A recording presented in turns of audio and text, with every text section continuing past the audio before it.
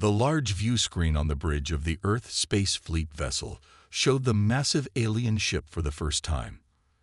Commander John Miller took a deep breath as he straightened his uniform. This was it, humanity's first official contact with an alien civilization. All systems check complete, Commander. The shuttle is ready for your team, said Officer Sam Green from his console. Miller nodded. Thank you, Sam. Keep communications open at all times.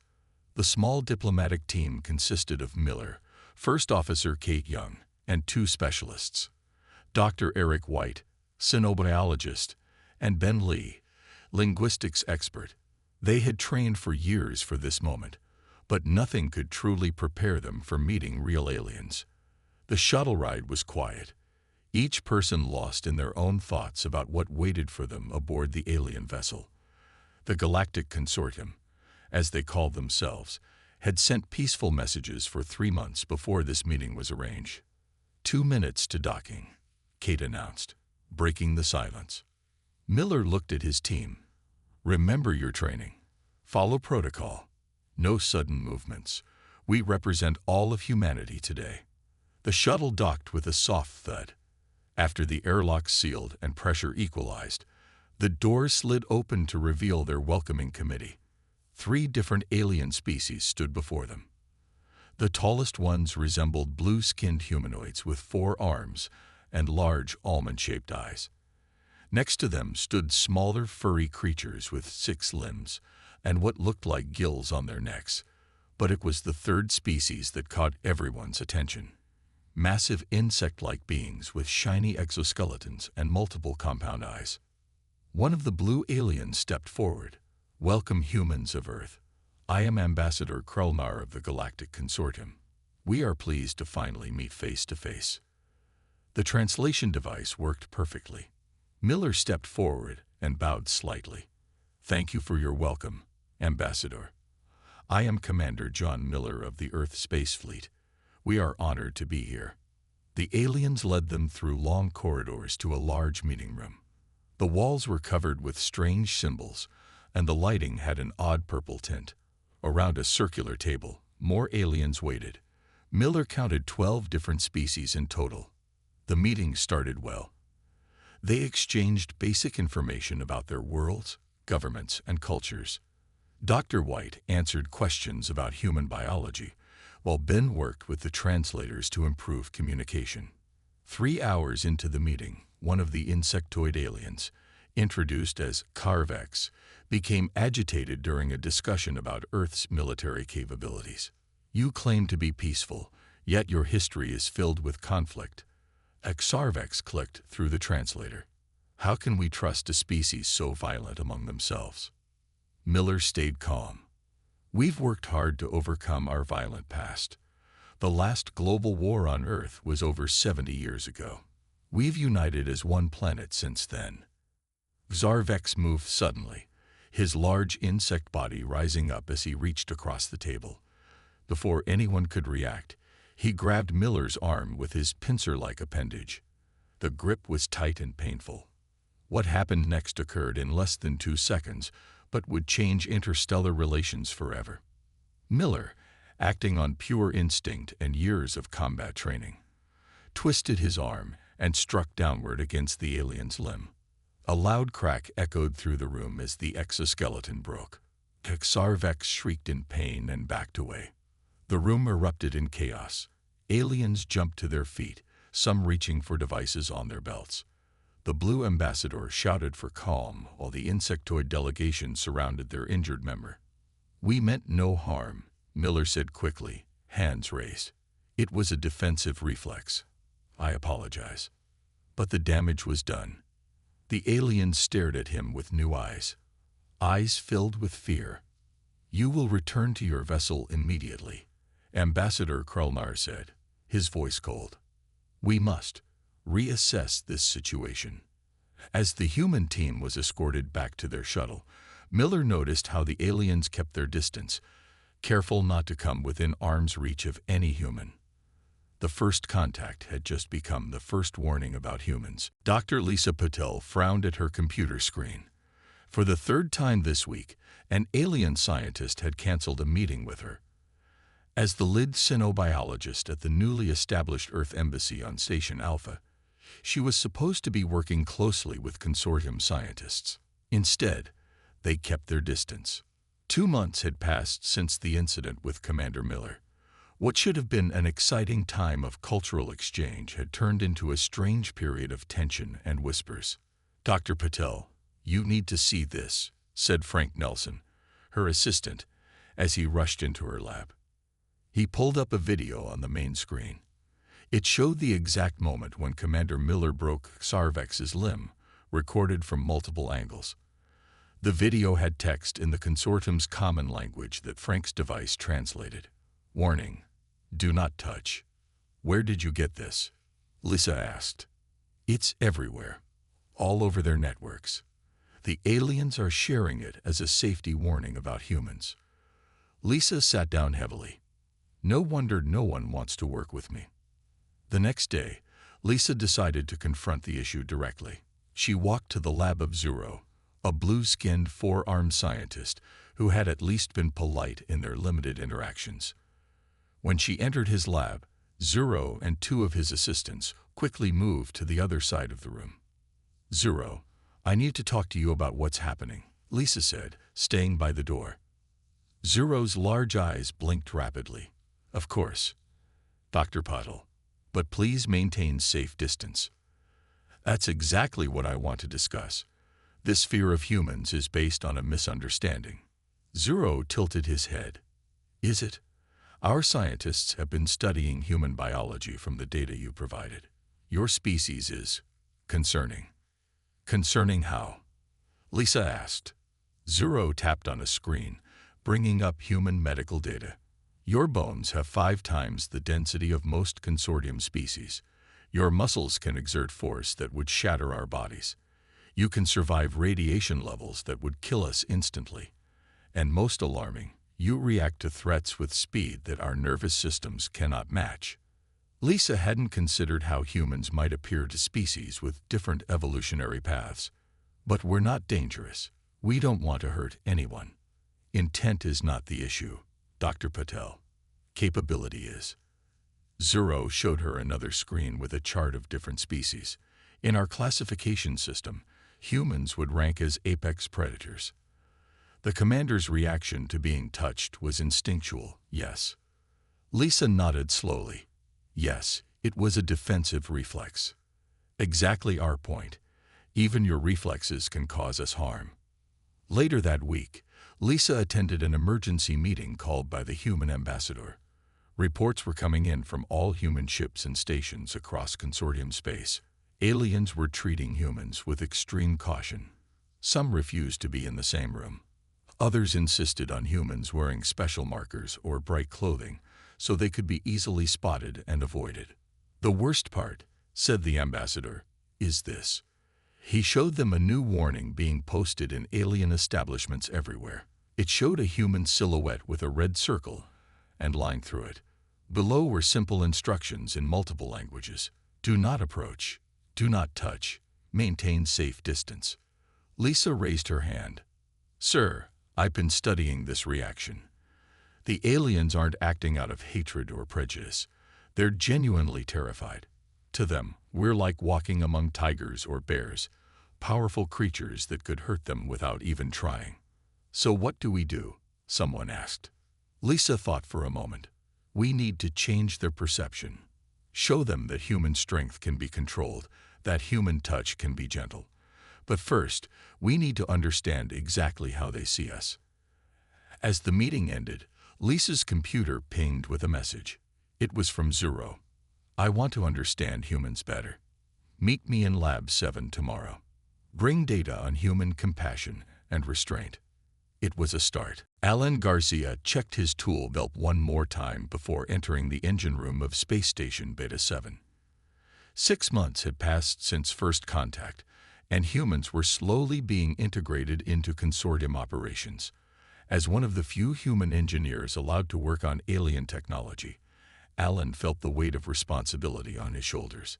"Human Garcia, we are ready to begin," called Trill, the station's chief engineer. The small, furry alien kept a careful distance as he spoke. Alan nodded and joined the mixed-species repair team. Besides Trill, there were two insectoid beings named Click and Zax, and a tall, plant-like alien called Photon. "Today we replace cooling system in Sector 5, Trill explained. Human Garcia will handle heavy components. Rest of team will manage connections and calibration." Alan had noticed this pattern in work assignments. Humans were always given the physically demanding tasks, while aliens handled the precision work. It made sense given their relative strengths. But it also reinforced the idea that humans were just strong workers, not skilled technicians. 3 hours into the repair job, alarm sirens began blaring throughout the station. Emergency alert. Asteroid shower detected. Impact imminent. All personnel to safety zones immediately. The computer announced in multiple languages. The team rushed toward the exit, but before they could reach it, a violent impact rocked the station. Alan was thrown against a wall, but quickly regained his footing. The others weren't so lucky. Trill and Zax lay trapped under fallen equipment, while Photon's root-like legs were tangled in broken pipes. "Help coming." Click clicked nervously, looking at the exit. Alan shook his head. No time. Station integrity compromised. "Look." Through the viewport, they could see more asteroids approaching. The station's shields were failing.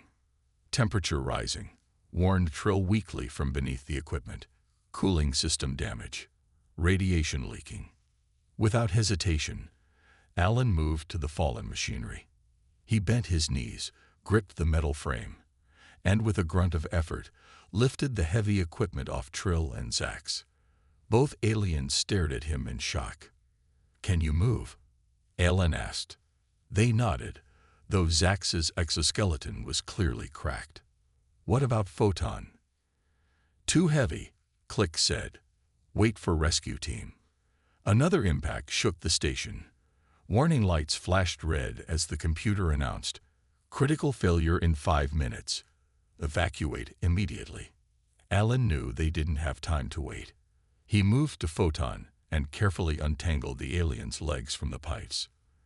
Then, to everyone's astonishment, he lifted the 7-foot-tall plant being into his arms. Click helped Trill and Zax. "Follow me to the escape pods," Alan ordered. The temperature in the corridor was nearly unbearable as they made their way through the damaged station. Radiation warnings flashed on every screen.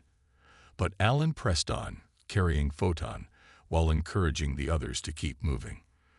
When they finally reached the escape pod bay, other station personnel stared in disbelief at the human carrying an adult Florian like it weighed nothing, walking through radiation levels that should have instantly sickened most species. Once safely aboard an escape pod and away from the damaged station, Alan noticed the aliens watching him with new eyes, not just fear, but something closer to awe. "You carried Photon through high radiation zone," Trill said quietly. "Humans can withstand such conditions." Alan shrugged. The radiation exposure was within tolerable limits for short-term human exposure. "I'll need some medication later, but it's not immediately dangerous." The aliens exchanged glances. Click's antennae twitched nervously. "Humans saved us," Zax said to the others, "but also frightening." Lifted heavy equipment, carried Photon, walked through radiation. What else can humans do? As word of the rescue spread throughout the evacuation fleet, Alan noticed aliens giving him an even wider berth than before. He had hoped his actions would help relations.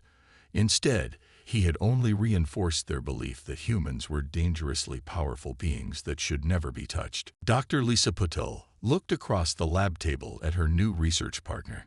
Zog was unlike any alien she had met before. The small green being had 4 eyes on stalks and skin that changed color with his mood. Right now, he was a curious yellow-orange as he examined human medical data. "Fascinating," Zog said, his translator making his high-pitched voice sound almost musical. "Humans have such dense bone structure." And your muscle tissue can repair itself so quickly. Lisa nodded. We evolved on a high-gravity planet with many predators. Our bodies had to be strong to survive. It had been 2 weeks since Zog had contacted her, asking to study humans from a scientific perspective. Unlike most aliens who fear humans, Zog was simply fascinated. I think I understand why other species find humans frightening, Zog said, displaying a comparison chart on the large screen. Look at these differences. The chart showed various physical attributes across species. Humans ranked near the top in almost every category: strength, endurance, speed, pain tolerance, and injury recovery. An average human can carry their own body weight for miles, Zog explained. Most consortium species can barely lift half their weight for short periods. And this data about your endurance is almost unbelievable. Lisa had never thought about it that way. On Earth, humans are considered middle range in terms of strength. Many Earth animals are much stronger. Zog's skin shifted to a deep blue. That is even more alarming. Your planet must be terrifying. It can be, Lisa admitted, but that's why we develop tools and teamwork. We're not just strong animals. We're intelligent beings who value cooperation and peace. Zog nodded his eye stalks. I believe you. But facts are hard to ignore. Let me show you something else. He pulled up footage from various human incidents in consortium space. Commander Miller breaking Sarvex's arm. Alan Garcia carrying the plant alien through radiation. A human dock worker catching a falling container that would have crushed several small aliens. These incidents keep happening, Zog said. Not because humans are violent, but because your natural abilities are dangerous to us. Lisa watched the videos with growing understanding. So when Commander Miller reacted defensively, he used the minimal force needed for a human. Zog finished. But that minimal force shattered an exoskeleton. When Alan Garcia carried that Florian, he was being helpful, but showed strength that frightens other species, Lisa said. They worked together for days, compiling data and writing a report explaining human physiology in terms other species could understand. They identified 4 main reasons why humans seemed so terrifying. First, Earth's gravity was higher than most inhabited planets, resulting in stronger muscles and denser bones. Second, humans evolved as persistence hunters, able to chase prey until it collapsed from exhaustion, giving them incredible stamina. Third, Earth's many diseases had created powerful immune systems that could fight off most alien bacteria. Fourth, humans were omnivores who could eat almost anything, making them adaptable to any environment. Do you think this report will help? Lisa asked as they finished. Zog turned a thoughtful purple. It will help others understand humans better. But understanding why a creature is dangerous doesn't make it less dangerous. The report was published across consortium networks the next day. Lisa hoped it would ease fears. Instead, it went viral with a new caption added by some unknown alien. Scientific proof. Why you should never touch a human. Lisa sighed when she saw it. We're trying to build bridges, but they just see more reasons to stay away. Zog patted her arm with a slender finger, the first alien to voluntarily touch her in months. Some of us are ready to learn, he said. The others will need more time. Captain Susan Rivera of the trading vessel Starlight checked the ship's scanners one more time. They were 3 days into their journey through Sector 7, carrying medical supplies to the outer colonies. So far, the trip had been peaceful. Captain, I'm picking up an unusual energy reading, said Peter Kim from the communication station. The small, thin man was the newest crew member, but already proving his worth. Source? Susan asked, moving to his station. Unknown ship, just dropped out of faster-than-light travel. They're not broadcasting any consortium identification. Susan frowned. Put it on screen. The main viewer showed a sleek, predatory-looking vessel with weapons clearly visible along its hull. Pirates, Susan said quietly. Battle stations. Alert all crew. The Starlight was primarily a cargo ship with minimal weapons. They weren't built for fighting, But Susan had insisted on some defensive capabilities. Now she was glad she had. "They're hailing us," Peter reported. "Put them through." The screen changed to show a reptilian face with red scales and yellow eyes. "Human vessel," the alien hissed. "This is Captain Draz of the Krell Dominion. Power down your engines and prepare to be boarded." The Krell were known throughout the galaxy as skilled warriors. They weren't part of the consortium and had little respect for its laws. "This is Captain Rivera of the Earth vessel Starlight. We're carrying medical supplies for the outer colonies. Let us pass." Draz laughed, showing sharp teeth. "Humans, we've heard stories about you, supposedly dangerous creatures that no one should touch. We Krell don't believe such tales. Power down, or we will fire." The communication ended. "They're arming weapons," Peter warned. Susan made a quick decision. Evasive maneuvers. Try to outrun them. The Starlight wasn't as fast as the pirate ship. Within minutes, the Krell vessel had matched their course and fired warning shots across their bow. "We can't outrun them," Susan admitted. "All hands, prepare for boarding. Security team to cargo bay." The Starlight shuddered as the Krell ship locked onto them with magnetic clamps. The sound of cutting tools came from the outer hull as the pirates forced their way in. Susan addressed her crew over the intercom. "Remember your training. Protect yourselves, but try not to kill anyone unless absolutely necessary." 6 Krell warriors burst through the cargo bay doors, weapons raised. They were tall, muscular reptilians covered in red scales, each carrying shock sticks and restraints. Behind them came Captain Draz. "Surrender your ship and cargo," Draz demanded, facing Susan and her 5 crew members. "We will not," Susan replied firmly. Draz nodded to his warriors. "Take them." The first Krell grabbed Peter's arm, clearly expecting the small human to be easy prey. With a swift motion, Peter twisted free, hooked his foot behind the alien's leg, and flipped the much larger being onto the floor. The Krell hit the deck with a heavy thud. Another warrior rushed toward Susan. She sidestepped his charge, grabbed his arm, and used his momentum to throw him into the wall. All around the cargo bay, similar scenes played out. Every human crew member was successfully defending against the larger, supposedly stronger Krell warriors. Draz watched in growing alarm as his warriors were systematically taken down by creatures half their size. When one of his best fighters was knocked unconscious by a simple punch from a human engineer, he drew his weapon. "Enough. Stand down, or I'll shoot." Susan moved faster than Draz could track. Before he could fire, she closed the distance between them, disarmed him with a quick strike to his wrist, and pinned him to the floor.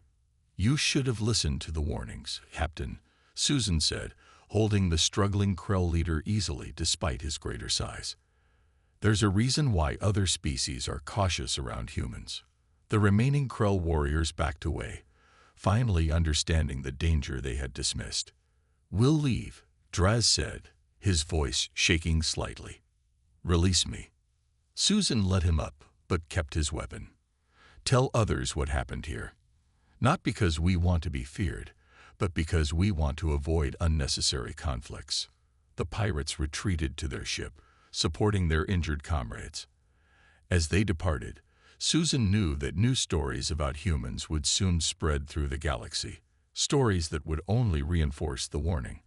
Never touch a human unless you're prepared for the consequences. Ambassador Daniel Clark straightened his formal uniform as he waited to enter the Grand Council chamber. After months of growing tension and misunderstanding, Earth's government had decided it was time for direct diplomatic action. As their most experienced diplomat, Daniel had been chosen to address the consortium's Central Council. "They're ready for you now, Ambassador," said a blue-skinned aide. "Careful to maintain a safe distance."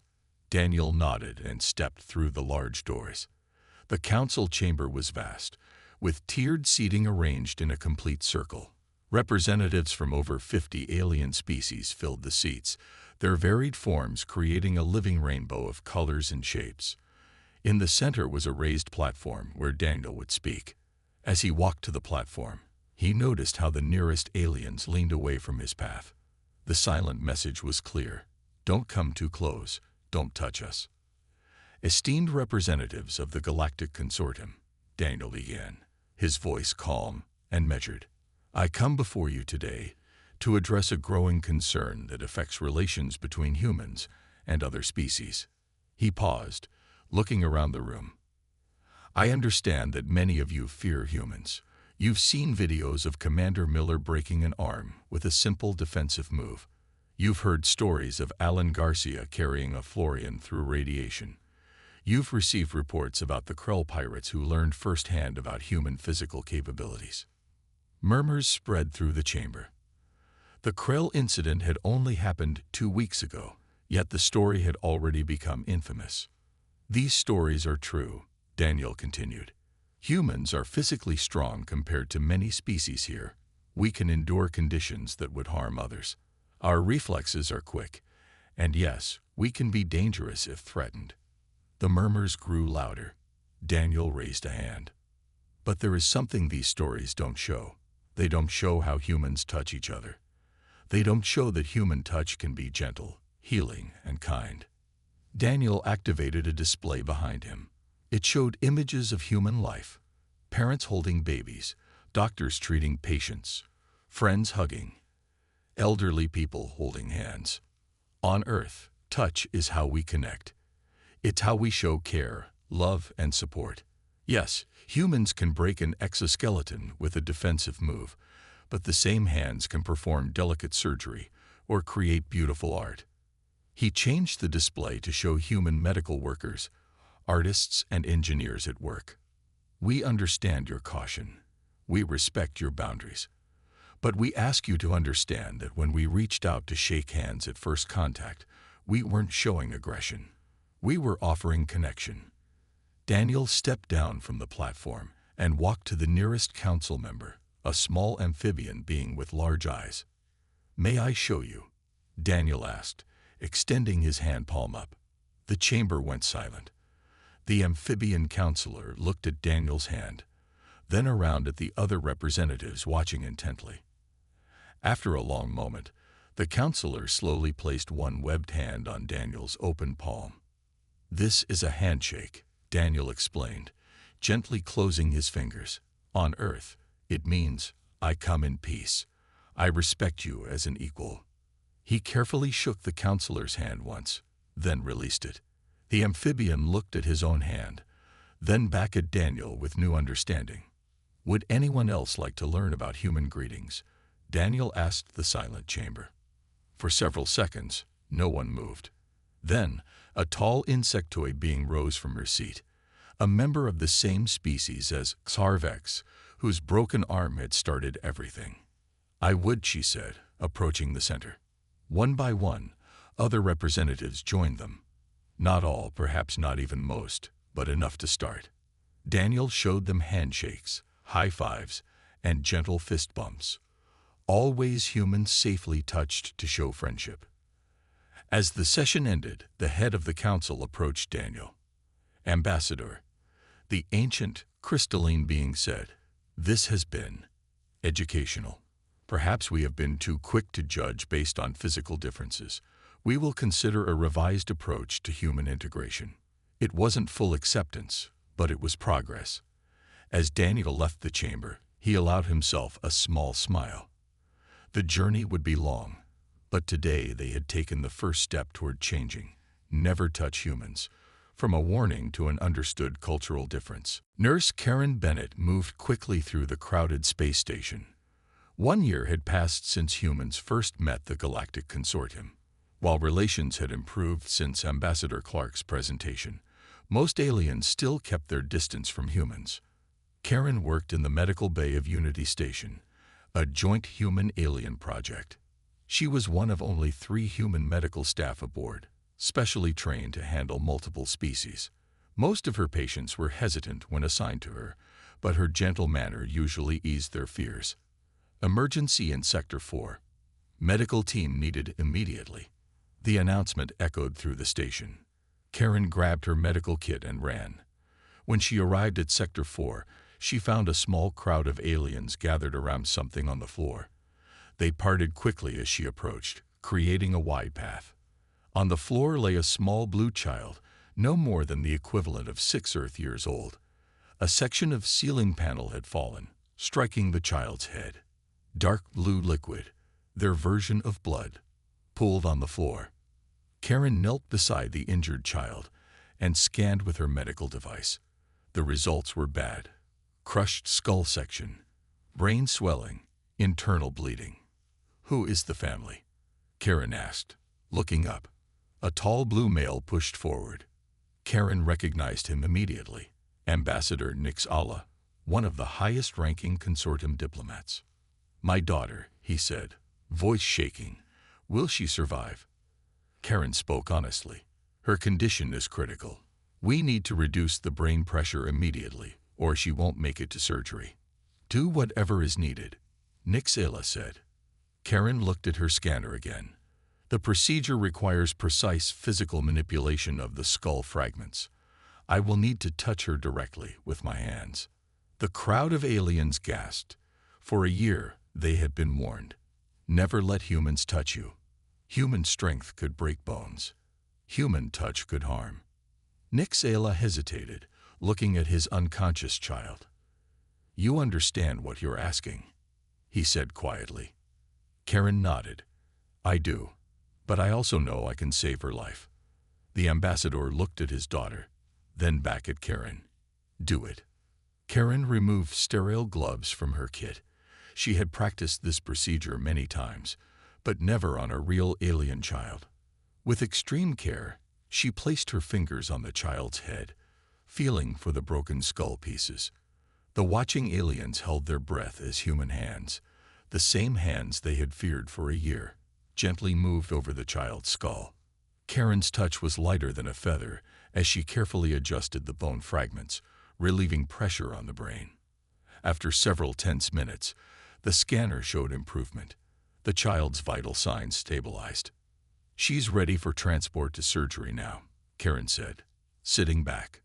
Medical droids arrived to take the child, and Karen gave them detailed instructions.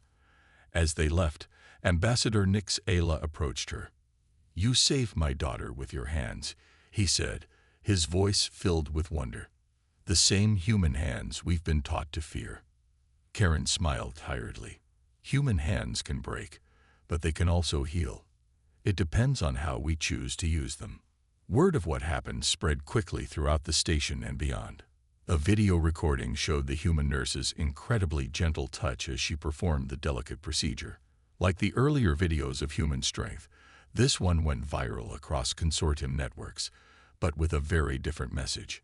3 days later, Karen visited the ambassador's daughter in recovery. The child was awake and curious about the human who had saved her. "Can I touch your hand?" the little girl asked shyly. Karen held out her palm, and the small blue fingers reached to touch it. Around them, other aliens watched with new understanding. For a year, the message had been simple: never touch humans. Now, that warning was evolving into something more nuanced. Human touch. Approach with respect. As Karen left the medical bay that day, an insectoid worker nodded to her instead of backing away, a plant-like being offered what passed for a smile. A small furry alien even attempted a careful high five, a human greeting that was slowly being adopted throughout the station. The fear wasn't completely gone. Humans were still recognized as physically powerful beings, but now the galaxy was beginning to see that the same strength that made humans dangerous also made them uniquely capable of helping others. Touch, they were learning, was not just about power. It was about connection.